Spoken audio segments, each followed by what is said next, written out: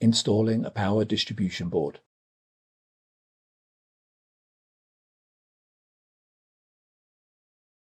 Align the screw holes on the power distribution board with the screw holes on the node, and then lower the power distribution board into place.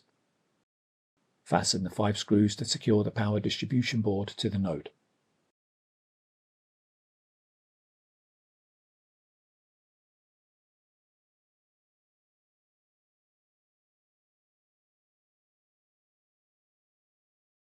Connect the cables between the power distribution board and the system board.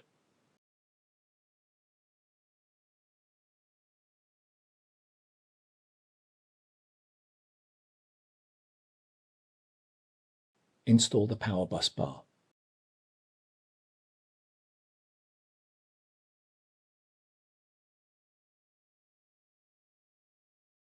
Install the PCIe riser assembly.